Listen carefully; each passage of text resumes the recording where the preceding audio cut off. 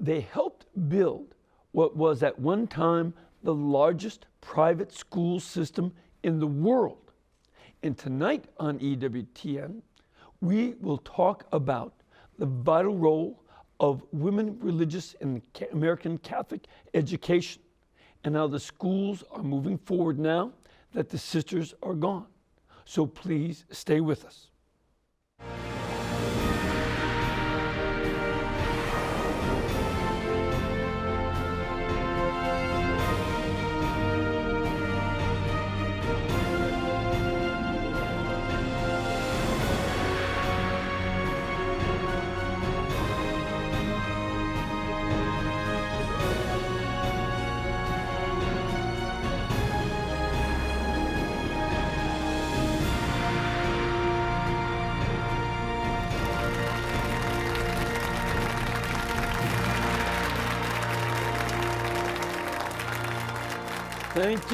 Thank you, and welcome. I'm Father Mitch, and welcome to EWTN Live, which is our chance to bring you guests from all over the world.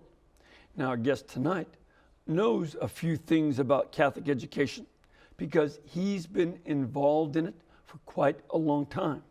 He's the president of St. Ignatius College Prep, which is a Catholic high school in Chicago. He's also the author of the book, When the Sisters Said Farewell, the transition of leadership in Catholic elementary schools. So please welcome Father Michael Caruso. Thank you very much. Welcome. Appreciate it. Thanks for having me. You're welcome. Good to have you. Just so that folks know, you also are a Jesuit, and St. Ignatius is the first Jesuit high school in Chicago. One of two. Well, now there are actually more than two. There are four. Four in Chicago. But it was the first of those four. And you're the president of the school. How long have you been in that role? This is my third year. I came there from Loyola Marymount University, where I was an associate professor of education and taught in the School of Education and preparing laymen and women, a few religious, for roles of leadership in Catholic schools. And, so on one hand, I assume that you had done other work in education before you were teaching at Loyola Marymount. That's correct. I had been a diocesan priest in Kansas City, St. Joseph, Missouri, before entering the Jesuits, and so had parish background and work in that area. I had taught in high schools at DeSmet Jesuit High in St. Louis, Missouri, Regis Jesuit High in Denver, and then I went into higher education. I was at Rockhurst University in Kansas City, where I taught some theology courses and was director of campus ministry. And that's when the provincial tapped me to think about getting an advanced degree in education. And I went out to the University of San Francisco, Jesuit University, and did my doctorate at the Institute of Catholic Educational Leadership. All right. And from there you went on to teach at the university, and now you're actually doing that kind of leadership yourself. Exactly. So now I'm doing what I had been teaching people to do for many years and seeing how those lessons actually turned out. So that's correct. Good. Now, you wrote this book, When the Sisters Said Farewell. What motivated you to write this? Great question. I was teaching a course at LMU, and it was called Foundations. That's Loyola Marymount. Loyola Marymount University in Los Angeles, Jesuit Marymount University. So I was teaching a course, Foundations of Catholic Education, where we looked at the church documents that guided the development of Catholic schools and Catholic education over the years.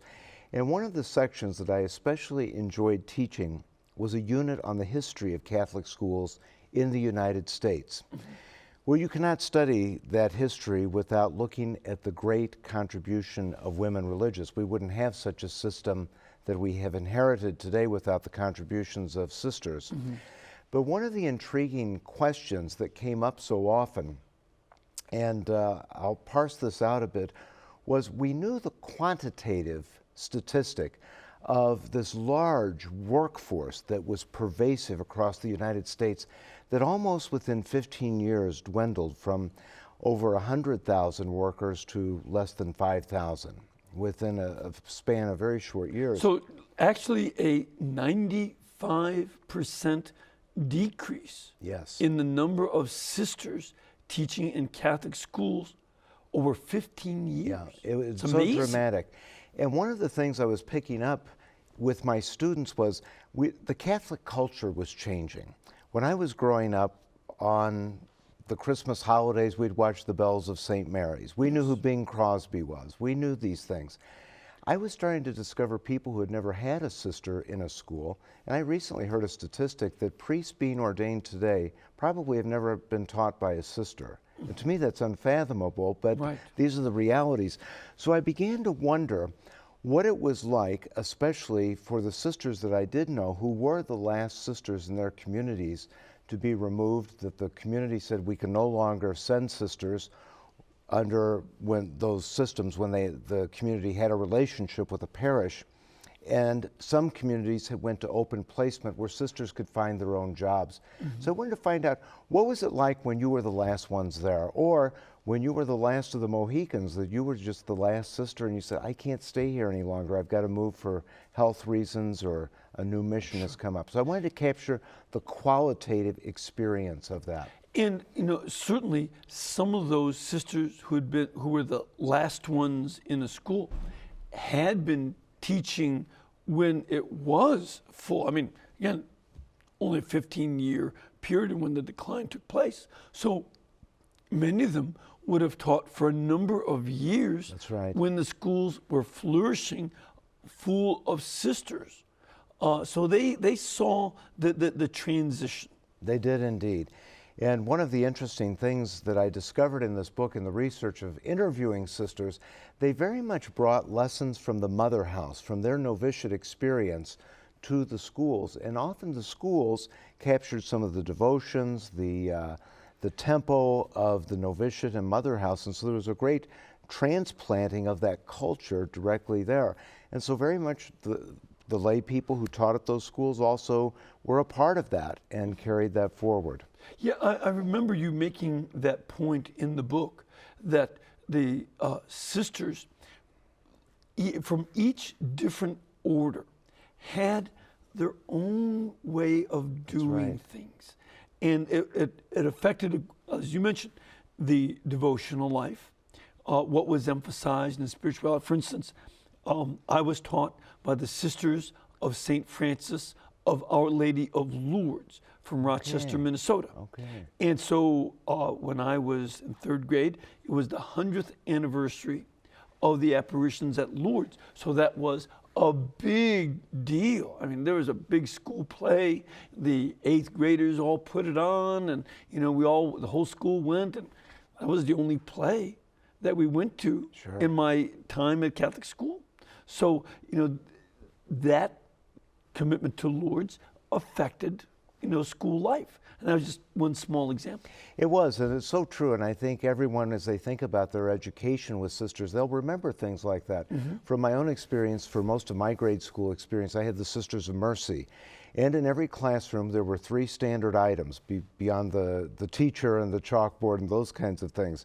There was a crucifix, there was a statue of Mary, and there was a beautiful portrait of Mother Macaulay, their foundress. And we knew about her. We knew Mercy Day when that was in September, and we celebrated that. And so there was very much a part of their charism that they shared with us as students. And I think each of these orders brought some of that. The Sisters of St. Joseph obviously would cultivate that devotion to St. Joseph in their schools. And this is something that was just part of the Catholic subculture, that the different communities made that kind of impact beyond the lesson plans, for sure. It was a big impact on the way they related to the whole school and the students. That's right. And I think what you're getting at there is such an important part of Catholic education in general, is that the faith life permeates the curriculum. Yes. And so, you may be in the middle of teaching a lesson on fractions or science or diagramming a sentence. It's an opportunity to talk about faith if something happens or questions come up.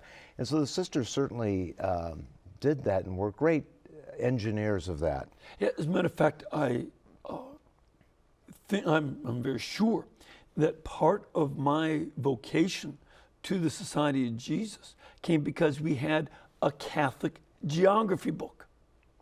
And when in fourth grade, when we studied about Japan, there was a little section about St. Francis Xavier going to Japan, the Jesuits who went there, and then after everybody was kicked out and martyred, there still were Catholics, and that impressed me.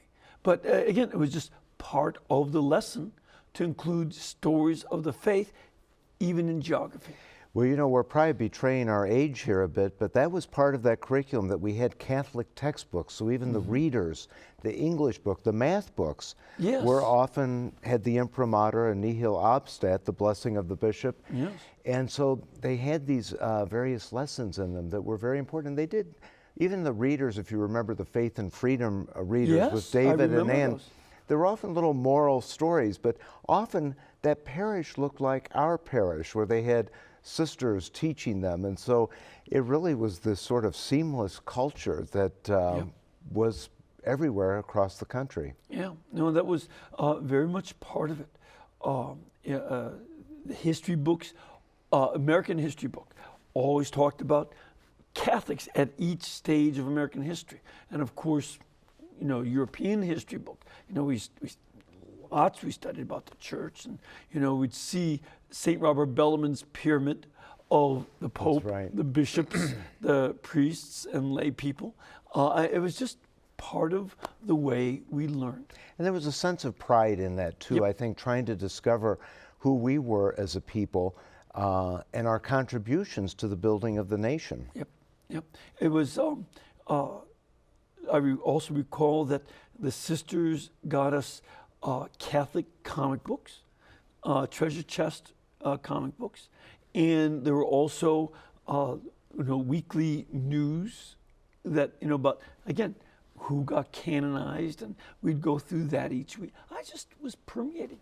Well, there were so many things too. You know, sometimes people will even laugh a bit about the holy childhood and adopting pagan babies around the world. But you know, what I often think about, that was teaching us about people around the world, and we would study those countries, and we felt a responsibility and connection in a global way, before that word was even thought of, that we had a connection with people, and our faith was something important to share. And it may not have been the most appropriate way by today's standards or the way we think of these things, but I think there were important lessons of raising money for the missions and being connected. And the sisters, again, were at the forefront of that. Absolutely, absolutely. So, and one other element too that we can't neglect is the big wave of Catholic immigrants, with especially, of course, there'd been the Irish in the 1840s and 50s, but a whole other wave from Central, Eastern, and Southern Europe. Your Italian ancestors, my Polish, big groups of Germans after the Kulturkampf under Bismarck just came in waves, and they were generally illiterate, poor, working class farmers and factory workers. And the Catholic schools brought their children and grandchildren from that poverty and lack of knowledge of the language, Right. That was so common. And they brought them so that by 1960, the Catholic community became the second best educated and second wealthiest religious community in the country. It's because of these sisters. It was, and you raise a very important point that I try to illustrate in this book, and that is from the 19th century, the great obstacles these folks faced, especially in anti-Catholic movements. And even to the point when in the schools, at the time the public schools, had in the curriculum anti-Catholic teachings and lessons, etc. And that's where there was a big impetus to establish our own schools. That's right. And also a great desire to have funding for them, which I think is one of the great justice issues of our day, that of school choice, of being able to go to the school you wish. That's right. It's going to serve your family best. And I think our Catholic schools are facing that. But in that, remember also, the Third Plenary Council of Baltimore issued a decree that every parish, if possible, should have its own school. So they had to find this workforce, and it was the sisters from these immigrant people that came along with them and filled these schools and led that way to the 60s to produce that nation of competent and intelligent people. Yeah, it's truly remarkable. And the different ethnic groups of nuns that came here, certainly after the French Revolution, many religions came from there just to flee For their lives. For their lives, and to be able to have religious freedom. Ironically, the Enlightenment leadership of the Revolution took away religious freedom. And then you had the groups coming with each immigrant group. So, Mother Cabrini with her Italian nuns, That's right. German orders, the Polish Felician sisters taught my mom, all these different communities came over. Yeah, that's very true. In fact, there's a great story that Mother Cabrini actually worked in our neighborhood in Chicago. That's right. And there was a story that one of the... terrorizing the Jesuit president of the high school. Well, now you have to tell me about that, because I understand one of the Jesuits had surgery at her hospital. They served as chaplains there and helped. Right. And he got a bill, and he was not supposed to get that. And she came into the school and asked for the bill back. That's the story Father Creighton tells. Oh, that's a good story. But there were other stories that when she would come to St. Ignatius High School, to the president's office, where I assume that you still are, the president would hide under his desk. And because I still do that now and then, depending on who's coming up there. she would ask for money every time, all right? And they didn't have a lot to give there, but he had more than she did. Sure. So she knew it. And there was one time he was hiding, and they said he's not there. And so she said, well, I'll just sit in his office. And finally he took out his handkerchief and waved it and surrendered. Well, as the Italians say, even if that isn't true, it should be. Yeah. So this was an incredible story of what the sisters did, and so many of us can tell our own stories. That's right. About that for those old enough. What changed? What happened in the 1960s? I graduated grammar school in '63, and still was full of sisters. By the time I went to the novitiate in '68, there were hardly any left. What happened? Well, as you well know, and many of your viewers would know this, there was a convergence in the 60s of so many forces. There was the great optimism, I think, of the Second Vatican Council and of the opportunity of renewal. And that was going to have a tremendous impact on these sisters and the direction that they would take it in their particular congregations. I think also the rise of new opportunities for women religious to serve in new and different ways beyond the traditional nursing and teaching professions that they had so heroically served. And so you had those confluences coming together. But then, as the renewal was beginning with these different orders, there was also a lack of vocations almost overnight. Things were changing, and the way the renewal went in different communities, many took a very progressive approach to it, took a more traditional, some others took a traditional approach to it, and they went in different directions. And it was a period clearly of confusion of, where is the church going? We saw all kinds of things happening. And we certainly also experienced many priests and sisters leaving their orders and dioceses. So there were large numbers that did that. And so you had this convergence of all these factors, and so you didn't have the workforce being replenished. You had people leaving. And so many were leaving schools, and many families were moving out to the suburbs, and it was hard to sustain the schools.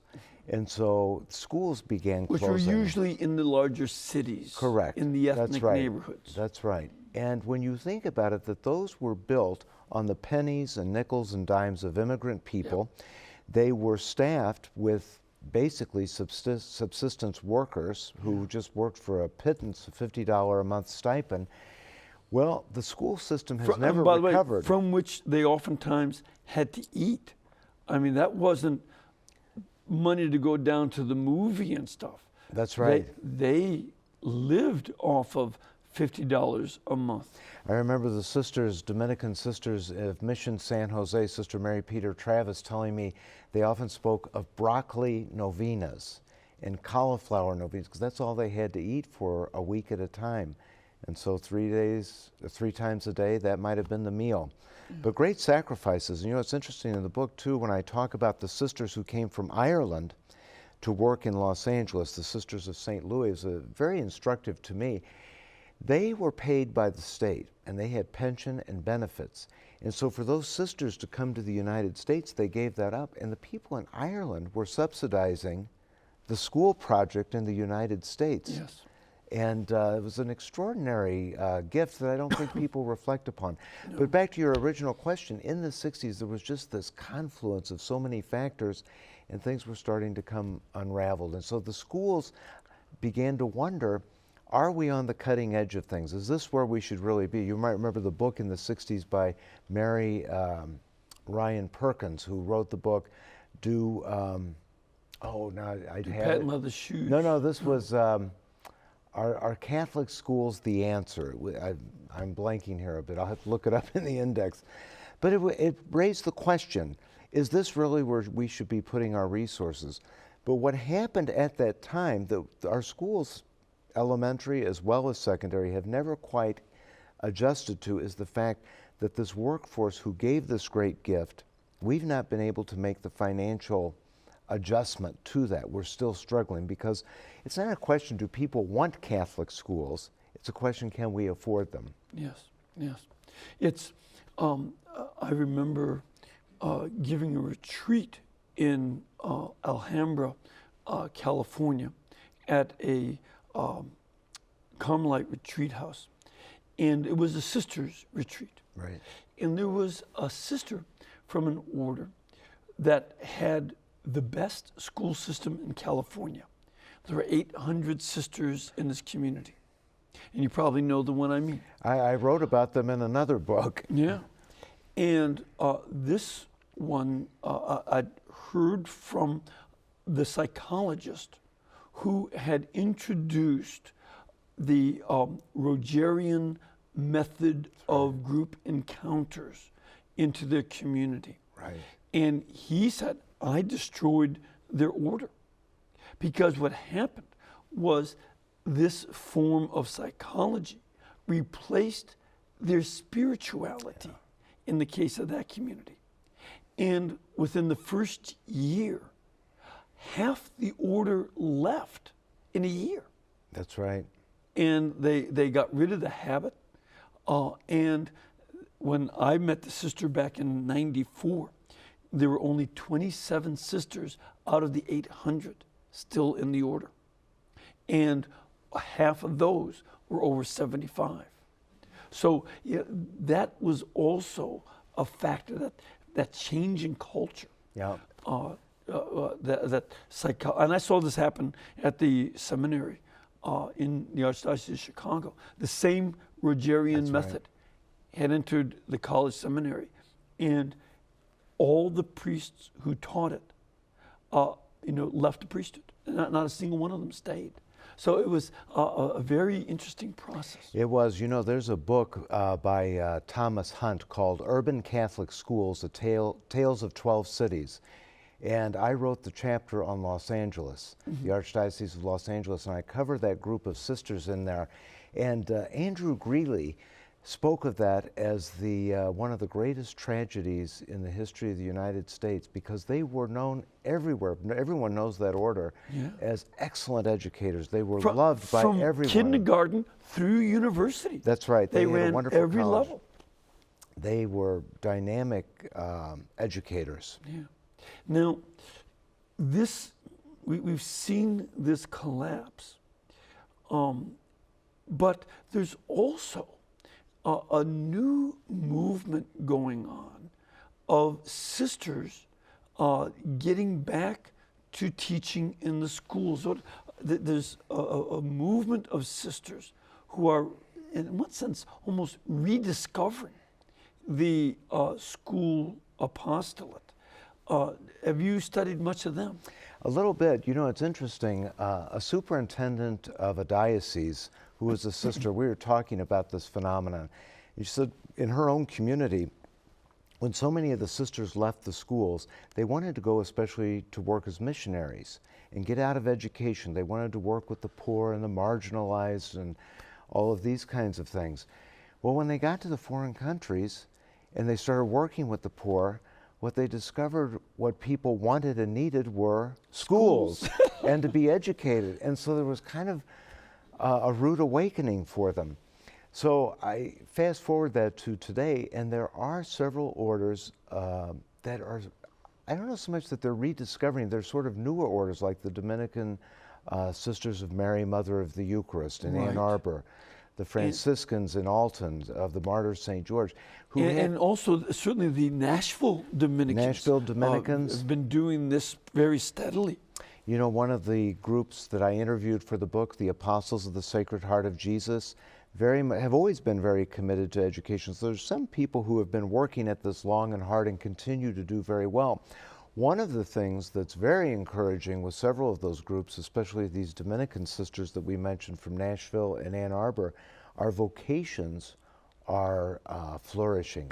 Very much so. And if you look at their webpage or you have the opportunity to visit their mother houses, you almost think you woke up in another century or something to see the vitality and enthusiasm and youthfulness. Yeah, it's, you know, I'm constantly struck by how very joyful the sisters are, how very young they are, and certainly are very, very well educated and very sharp and intelligent. You know, they're really a stunning group of people. We've had some of those sisters come to our school to do some vocation promotions, because we're a co-ed school with boys and girls. We have the Jesuits and diocesan priests coming in, and as well as these sisters. And the kids fall in love with them. They're only there for an afternoon or day. Yeah. One boy came to me and told me he's not Catholic, but he said, "Father, when are those sisters coming back again? I really loved listening to them." And I do think they bring a special gift that is missing in the church. Yes. There's a unique charism that when they're not present in our institutions and in our communities, there is something that's missing. Well, we need the sisters. We do indeed. Very much. And we're blessed here because not only do we have the Franciscans of their Poor Clares of Perpetual Adoration up in Hansville at the Common Mother Angelica and the sisters. There's also a community down the street, the Sister Servants who run a retreat house there. And we've got Nashville Dominicans. So we've got a very wonderful presence of sisters. But, in so many places, it's missing, and we need them so much. Their contribution is fantastic. Yes, absolutely. When they're present. Well, thanks. We're going to take a little bit of a break, but we want to get your questions and your comments. So we're going to be back in about 2 minutes. Please stay with us.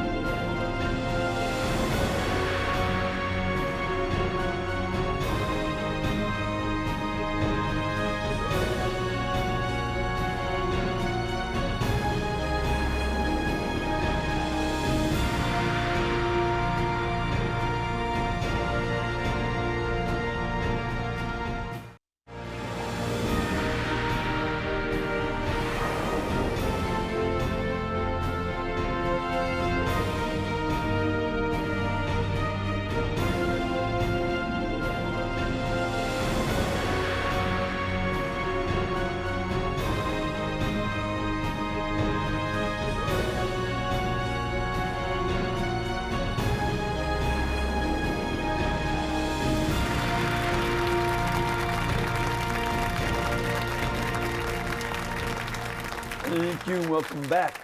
I just want to mention that Father Caruso's book is called When the Sisters Said Farewell.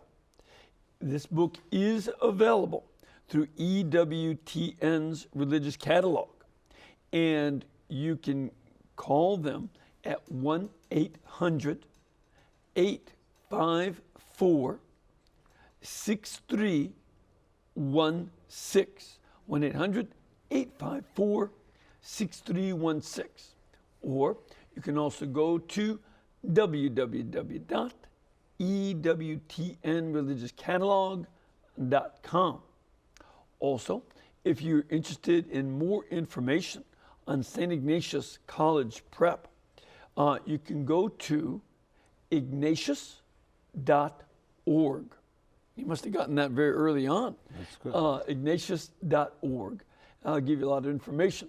I used to be assigned to the parish next door to that, and so I'm well familiar with the Jesuit community there, of course, as also the high school. And it's really one of the best high schools in the Archdiocese of Chicago. It's really a terrific school, and has been for 150 Almost years. 150. We're coming up on our 150th in 2020. Yeah, that's old for Chicago because Mrs. O'Leary's cow burned everything else down, but the school didn't burn. You remember the story.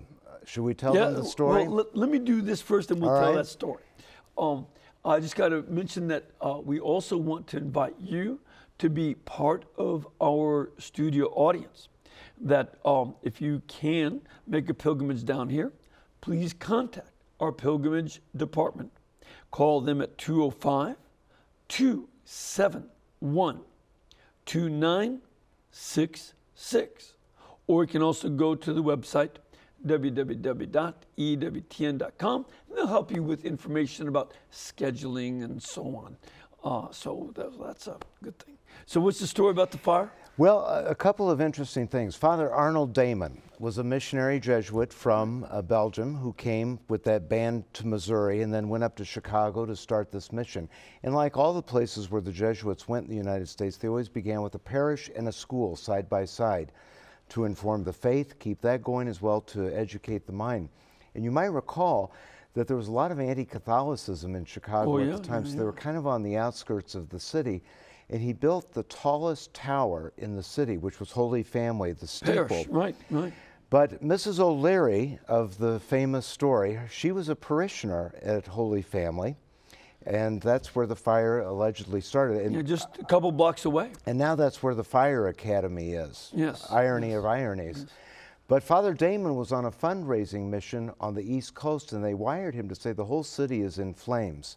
And so he prayed to Mary and promised that if the school and church would be saved, this great project that was built with the pennies and nickels of immigrant people, if that would be saved, he would burn 7 candles at her shrine in perpetuity. So there's a lot of legends that the flames came right up to the church doors and then the wind swept them another direction. But anyway, the church and school were spared, and those 7 candles continue to burn in front of Our Lady of Perpetual Help inside the church. And the school became a hospital immediately after the fire It to did, help all the indeed. victims. All right. Well, let's now go to some questions. All Sure. right? Let's start off with Maria from Indiana. Hello, Maria. Hello, Father Pacwa. Hi. What can we do for you? Oh, what a wonderful subject that you're talking about. We need the religious back in the schools, and the Catholic schools are in distress right now. I wondered, maybe a simplistic, a partial solution. I know that we cannot get back the nuns at such low costs. It wasn't even right at the time, but maybe not at the same cost as a lay, because teachers and staff are the biggest expense at schools. If we could reduce that, it seems like maybe we could get them back. Yeah. What do you think of that? Well, it's one of the things that you're asking people to assume quite a burden with benefits and retirement, et cetera.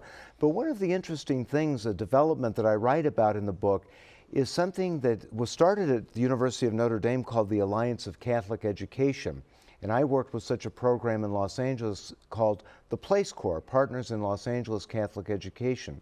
So graduates, recent graduates from the university, come to one of our schools that have these programs, work on a master's degree in teaching certificate. They live in community and they teach in under-resourced schools. And so they're really, it's almost a contributed service. And we hope they get hooked on Catholic education and stay in the system, and many of them do. So in many ways, these groups are emulating the sacrifice and the generosity of women religious. But at the end of the day, you know, people have to pay for a car. They've got to put gas in it. They've got their own kids.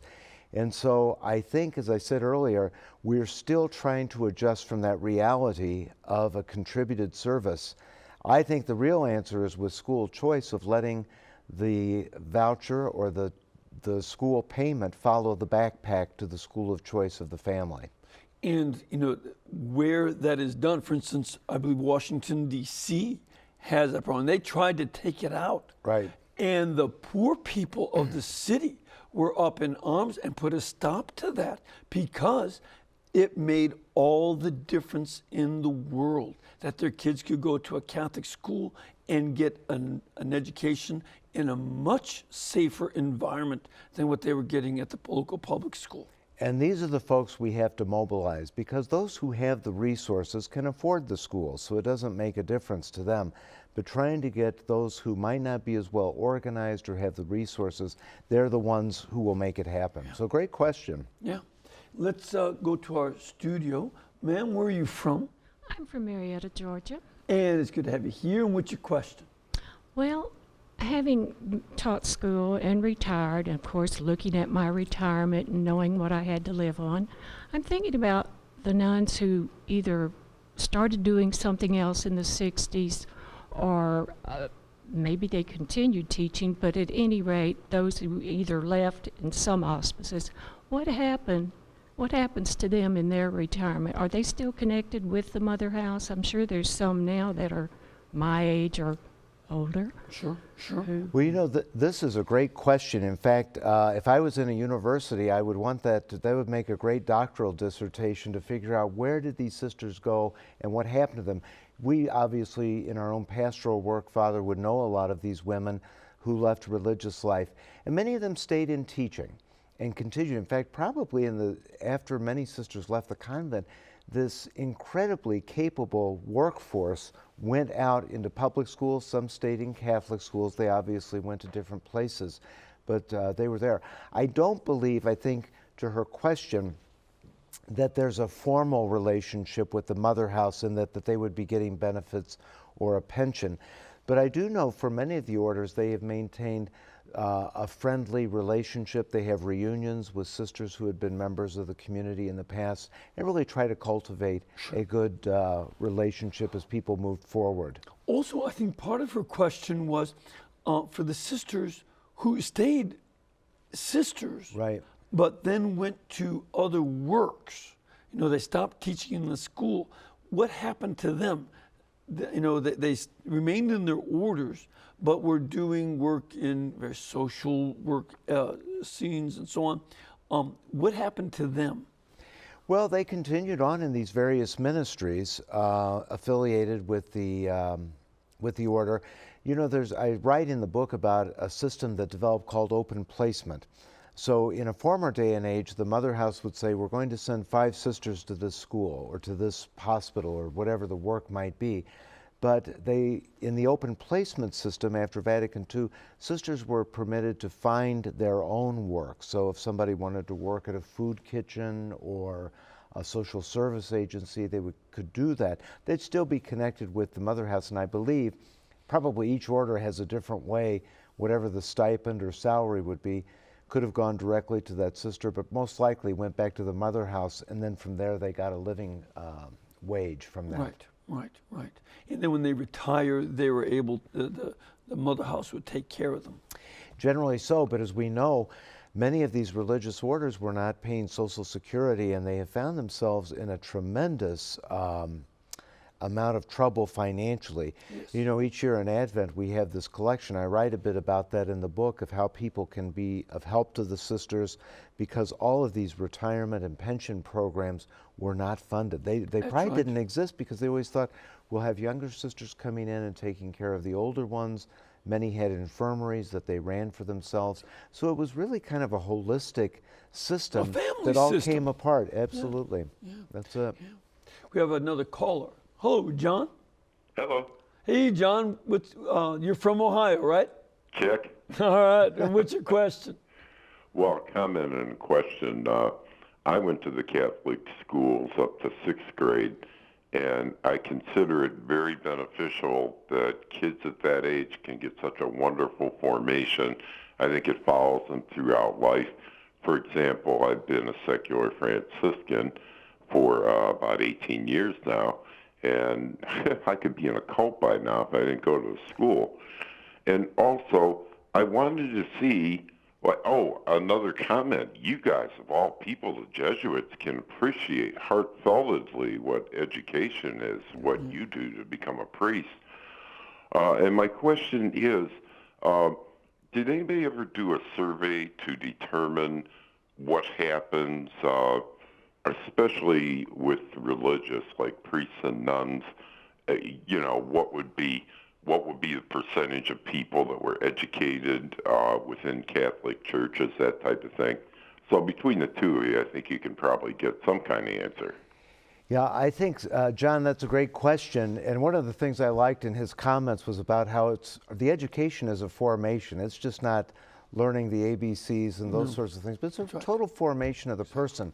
But to your point, I think even at the height of the system, John, in the 60s, when we had the most Catholic schools, the most students in it, we were probably reaching about, I want to say 6 to 8% of the Catholic population.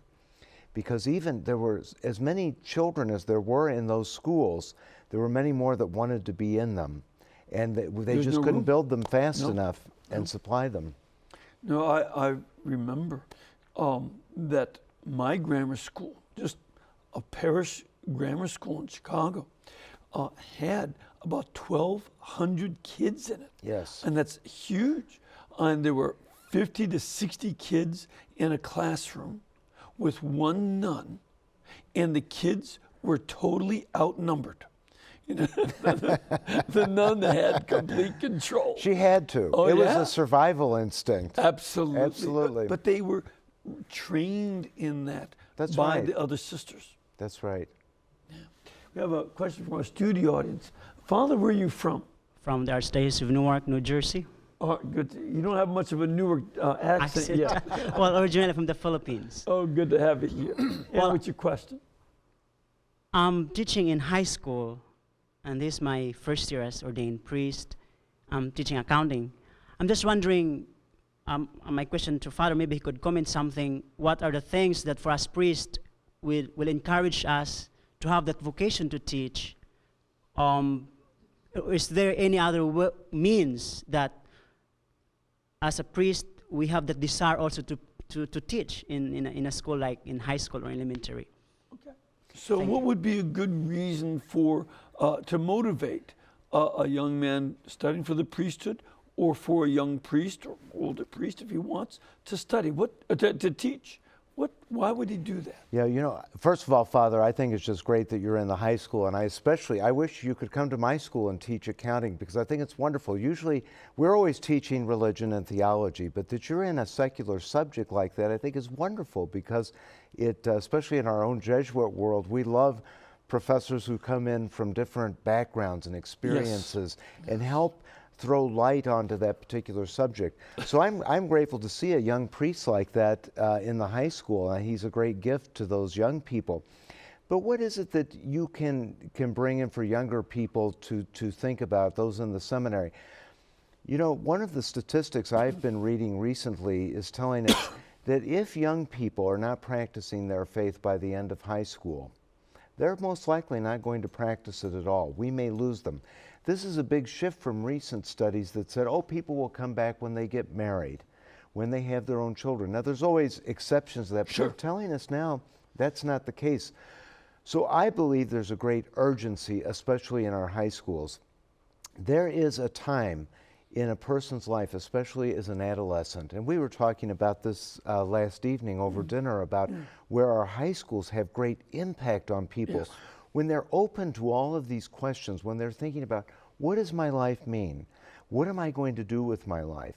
And so the God question comes in, the faith question of being people of service.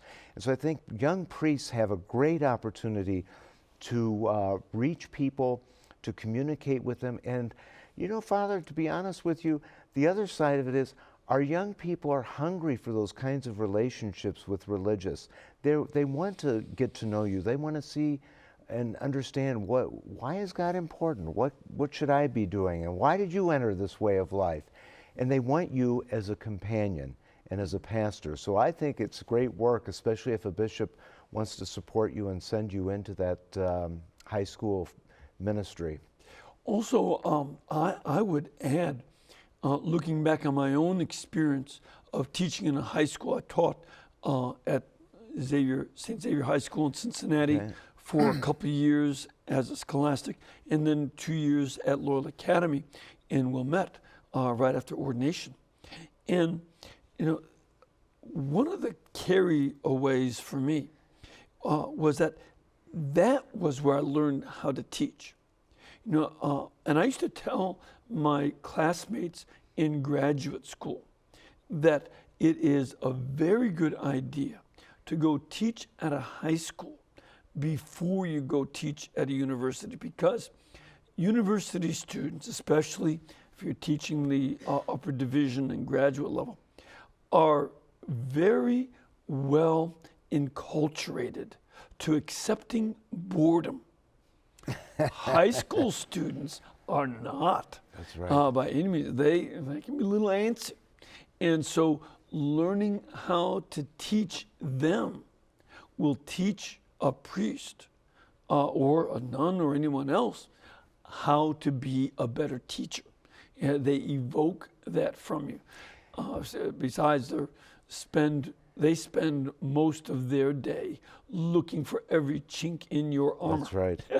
Well, you know, it's interesting. A good friend of mine, a Jesuit, Father Dorian Llewellyn, we used to help at the Good Shepherd Sisters Shelter in Los Angeles, women trying to break out of the cycle of violence and domestic violence. And he often said this. Now, he has a theology degree, and I would go down there with my education degree. And he said, you remember, Ignatius always wanted us to teach catechism to little children. Remember that? Yes. And I think and we talked about that a lot, and I think what we both said was, if you can describe these things to young people, you've got, that's paid. You understand it. You understand it. Yep. And so what good does it to understand all this theology or these topics that are out there? But if you can bring it to the little ones and young men and women, and I think that was a great insight that St. Ignatius had for us. And I think it's for the whole church. When I was writing my dissertation and thinking great thoughts and all this, the best thing I did was go celebrate Mass at the local parish grammar school and then teach catechism to the first and second graders. It was one of the best things for me, you know, just to get out of that. Absolutely. That's great. Abstract world. All right, we have another caller. Hello, Kathy. Hi, Father Pacwa. Hi, where are you from? Pittsburgh. Great. And what's your question? First of all, God bless Mother Angelica. Absolutely. My question of your guest is, I wanted to know if he thought, like he was speaking about the 1960s and how the social justice issues, i.e. Vatican II, if that kind of took precedence over the education of the students.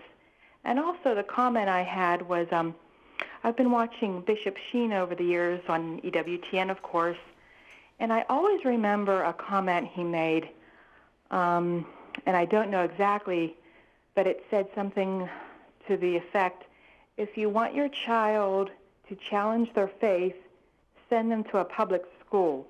If you want them to lose their faith, send them to a Catholic school, and wanted his opinion on his comment. Thank you so much.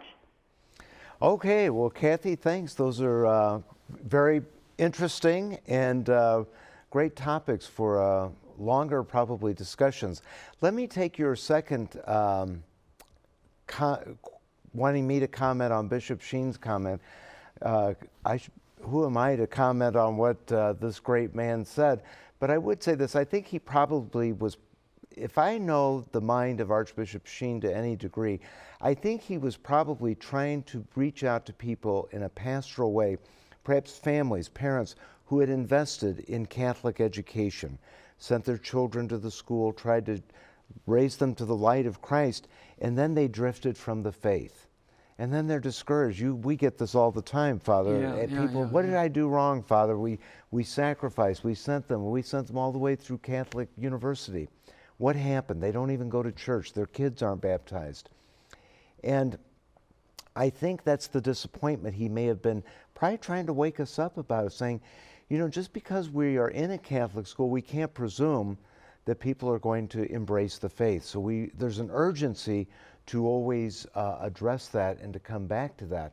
So I would like to put that positive, as Jesuits would say, annotation 22, St. Ignatius always said, put a positive interpretation on something.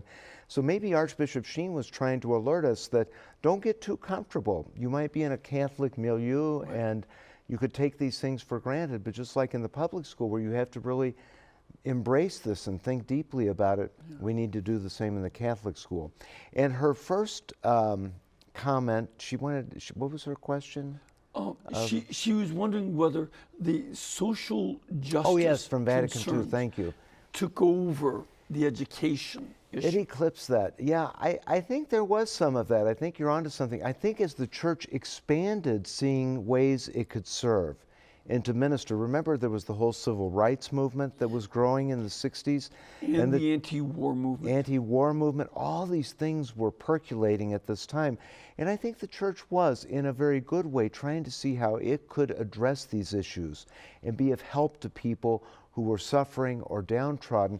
And I think those were attractive to a lot of people at the cost of maybe working in the schools, because that could have been a place where that education could have taken place.